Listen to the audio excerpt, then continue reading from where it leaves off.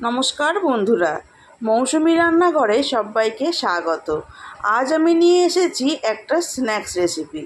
বাড়িতে অনেক সময় দেখবেন সলিড চিকেনটা সবাই খেতে চায় না, তো সেই সলিড চিকেনটা দিয়ে যদি এই রকম একটা সুন্দর রেসিপি বানাতে পারেন, তখন দেখবেন বাচ্চা থেকে বড় সকলেই পছন্দ করছে।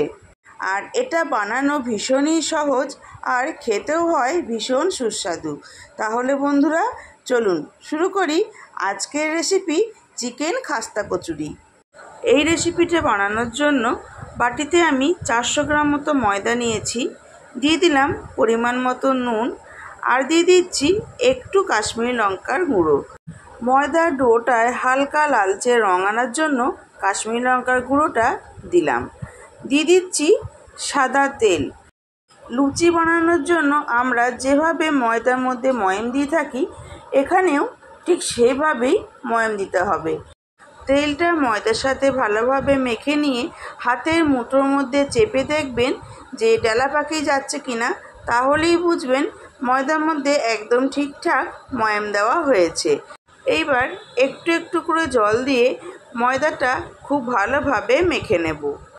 ময়দার ডো একদম রেডি হয়ে গেছে।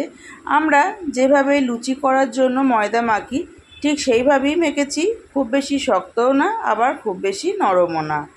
এইবার ময়দার ডোটার ওপর একটু সাদা তেল ভালোভাবে দিয়ে দেব। তারপর কম করে 1 ঘন্টা রেখে দিতে হবে। যত বেশি সময় রাখতে পারবেন ততই ভালো হবে, কিন্তু আমার হাতে সময় কম ছিল, তাই আমি 1 ঘন্টা রেখে দিয়েই রান্নাটা করছি। ময়দার ডোটা রেস্টে রাখা আছে, ততক্ষণে ভেতরের পুরটা রেডি করে নেব। কড়াই গরম করে দিয়ে দিলাম সাদা তেল। তেল গরম হয়ে গেছে, দিয়ে দিচ্ছি কুচিয়ে রাখা রসুন, পেঁয়াজ আর আদা। গ্যাসের ফ্লেমটা হাইতে রেখে আদা, পেঁয়াজ, রসুন খুব ভালোভাবে ভেজে নেব, যতক্ষণ না পর্যন্ত হালকা লালচে রং ধরছে। আদা, পেঁয়াজ, রসুন ভাজা হয়ে গেছে, দেখুন হালকা লালচে রং ধরেছে। এইবার দিয়ে দিচ্ছি ছোটো ছোটো টুকরো করে কেটে রাখা সলিড চিকেন। চিকেনটা এইরকম ছোটো ছোটো টুকরো করে কাটবেন, তাহলে খুব তাড়াতাড়ি সেদ্ধ হয়ে যাবে, আবার ভেতরে পুরটা দিতেও সুবিধা হবে। আদা, পেঁয়াজ, রসুনের সাথে চিকেনটা 2 মিনিট মতো সময় ধরে নাড়াচাড়া করে একটু ভেজে নিলাম। এইবার একে একে বাকি মশলাগুলো দিয়ে দেব।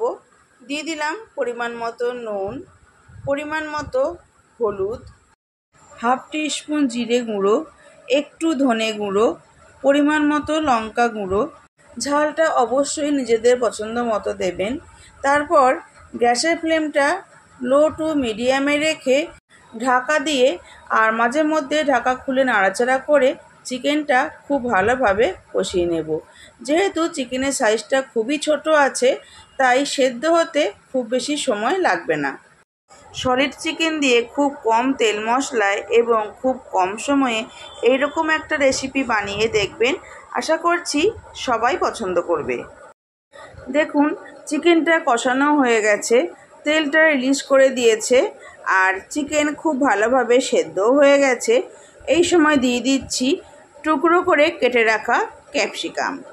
ক্যাপসিকাম দেওয়ার পর খুব বেশি সময় রান্না করব না, 1 মিনিট মতো নাড়াচাড়া করে নিয়েই গ্যাসের ফ্লেমটা অফ করে দেব। বেশি সময় ধরে রান্না করলে ক্যাপসিকামের ক্রাঞ্চিনেসটা নষ্ট হয়ে যাবে।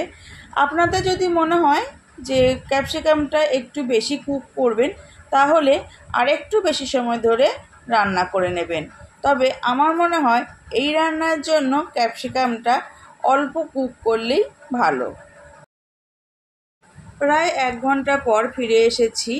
দেখুন তেলটা অ্যাবজর্ব করে নিয়ে ময়দার ডোটা কত সুন্দরভাবে তৈরি হয়ে গেছে। এইবার আরও একবার ময়দাটা ভালোভাবে ঠেসে নেব। ময়দা ভালোভাবে ঠেসে নেওয়ার পর এইবার লেচি কেটে নিচ্ছি, আর লেচির সাইজটা একটু বড় রাখতে হবে। সমস্ত লেচি কেটে নেওয়া হয়ে গেছে। এইবার লেচিগুলো বেলে নিতে হবে।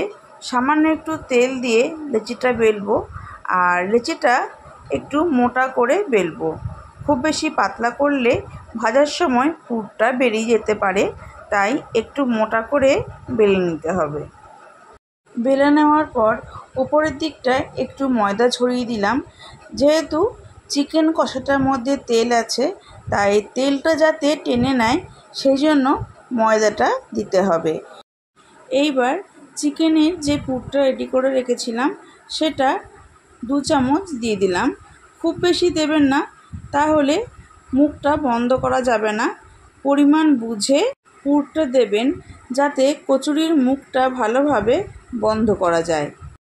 মোমো বানানোর সময় আমরা যেভাবে মুখটা বন্ধ করি, ঠিক সেভাবে এই কচুরি বানানোর সময়ও মুখটা বন্ধ করতে হবে, তাহলে দেখতেও সুন্দর হবে আর ভেতরে পুরটাও বেরিয়ে আসবে না। মুখটা বন্ধ করে নেওয়ার পর হালকা হাতে একটু গোল করে নেব। দেখুন, রেডি হয়ে গেছে আমাদের চিকেন খাস্তা কচুরি। এইভাবে বাকিগুলো তৈরি করে নেব। সমস্ত কচুরি তৈরি করে নেওয়ার পর প্যান গরম করে দিয়ে দিচ্ছি সাদা তেল।